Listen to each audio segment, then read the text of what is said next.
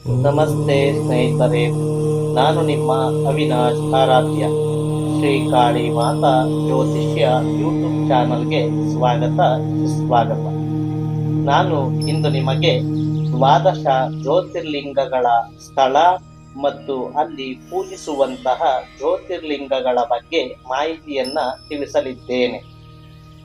ಮೊದಲಿಗೆ ದ್ವಾದಶ ಜ್ಯೋತಿರ್ಲಿಂಗಗಳ ಬಗ್ಗೆ ಒಂದು ಶ್ಲೋಕವಿದೆ.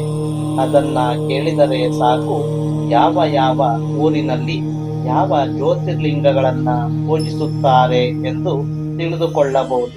ಶ್ಲೋಕ ಈ ರೀತಿ ಇರುತ್ತದೆ: ಅಥ ದ್ವಾದಶ ಜ್ಯೋತಿರ್ಲಿಂಗ ಸ್ತೋತ್ರಂ ಸೌರಾಷ್ಟ್ರೇ ಸೋಮನಾಥಂಚ ಶ್ರೀಶೈಲೇ ಮಲ್ಲಿಕಾರ್ಜುನಂ ಉಜ್ಜಯಿನ್ಯಂ ಮಹಾಕಾಲ ಓಂಕಾರಮಮಲೇಶ್ವರಂ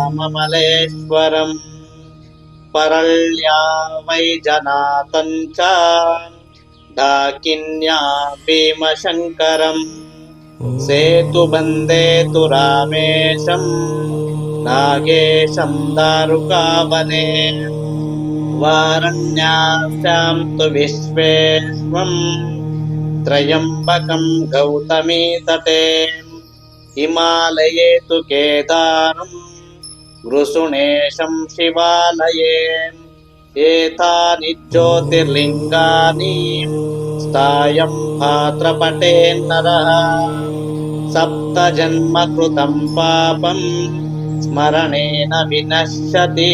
ಶ್ಲೋಕದ ಅರ್ಥ ಈ ರೀತಿ ಇರುತ್ತದೆ: ಸೌರಾಷ್ಟ್ರದಲ್ಲಿ ಸೋಮನಾಥ, ಶ್ರೀಶೈಲದಲ್ಲಿ ಮಲ್ಲಿಕಾರ್ಜುನ, ಉಜ್ಜಯಿನಿಯಲ್ಲಿ ಮಹಾಕಾಲೇಶ್ವರ, ಓಂಕಾರದಲ್ಲಿ ಮಮಲೇಶ್ವರ, ಪರಳ್ಳಿಯಲ್ಲಿ ವೈಜನಾಥ, ಡಾಕಿನಿಯಲ್ಲಿ ಭೀಮಶಂಕರ, ಸೇತುಬಂಧದಲ್ಲಿ ರಾಮೇಶ್ವರ, ದಾರುಕಾವನದಲ್ಲಿ ನಾಗೇಶ್ವರ, ಕಾಶಿಯಲ್ಲಿ ವಿಶ್ವೇಶ್ವರ, ಗೋದಾವರಿ ತಟದಲ್ಲಿ ತ್ರಯಂಬಕೇಶ್ವರ, ಹಿಮಾಲಯದಲ್ಲಿ ಕೇದಾರನಾಥ, ಶಿವಾಲಯದಲ್ಲಿ ವೃಷುಣೇಶ.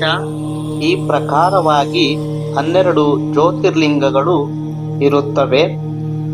ಈ ಜ್ಯೋತಿರ್ಲಿಂಗದ ಸ್ತೋತ್ರವನ್ನ ಯಾರು ಪ್ರತಿ ದಿವಸ ಪ್ರಾತಃ ಕಾಲದಲ್ಲಿ ಹಾಗೂ ಸಾಯಂಕಾಲದಲ್ಲಿ ಏಕಚಿತ್ತದಿಂದ ಯಾರು ಪಠಿಸುತ್ತಾರೋ ಅವರಿಗೆ 7 ಜನ್ಮಗಳಲ್ಲಿ ಮಾಡಿದ ಮಹಾ ಪಾಪಗಳಿಂದ ಮುಕ್ತನಾಗಬಹುದು ಎಂಬ ವಿಷಯವನ್ನ ಪುರಾಣ ಉಪನಿಷತ್ಗಳಲ್ಲಿ ಉಲ್ಲೇಖಗಳನ್ನ ಮಾಡಿರುವಂಥದ್ದು ಇದೆ. ಆದ್ದರಿಂದ ಎಲ್ಲರೂ ಪ್ರತಿನಿತ್ಯ ಈ ಶ್ಲೋಕವನ್ನ ಪಠಿಸುತ್ತಾ ದ್ವಾದಶ ಜ್ಯೋತಿರ್ಲಿಂಗಗಳ ಕೃಪಾ ಆಶೀರ್ವಾದವನ್ನ ಎಲ್ಲರೂ ಪಡೆದುಕೊಳ್ಳಿ. ಇದು ದ್ವಾದಶ ಜ್ಯೋತಿರ್ಲಿಂಗಗಳ ಬಗ್ಗೆ ಮಾಹಿತಿಯಾಗಿತ್ತು. ಇನ್ನು ಮುಂದಿನ ದಿನಗಳಲ್ಲಿ ಇದೇ ರೀತಿ ಇನ್ನಷ್ಟು ಮಾಹಿತಿಗಳನ್ನ ನಮ್ಮ ಶ್ರೀ ಕಾಳಿ ಮಾತಾ ಜ್ಯೋತಿಷ್ಯ ಯೂಟ್ಯೂಬ್ ಚಾನಲ್ ಮೂಲಕ ತಿಳಿಸಲಿದ್ದೇನೆ. ಆದ್ದರಿಂದ ಎಲ್ಲರೂ ನಮ್ಮ ಚಾನಲನ್ನು ಸಬ್ಸ್ಕ್ರೈಬ್ ಮಾಡಿಕೊಂಡು ಪಕ್ಕದಲ್ಲಿ ಇರುವ ಗಂಟೆಯ ಐಕಾನ್ ಅನ್ನು ಒತ್ತಿ. ಹಾಗೆಯೇ ನಾವು ಹಾಕುವಂತಹ ಮಾಹಿತಿಗಳು ನಿಮಗೆ ಇಷ್ಟವಾಗಿದ್ದರೆ ಒಂದು ಕಮೆಂಟ್ ಮಾಡಿ, ಮತ್ತೆ ಲೈಕ್ ಮಾಡಿ, ಶೇರ್ ಮಾಡಿ. ಧನ್ಯವಾದಗಳು.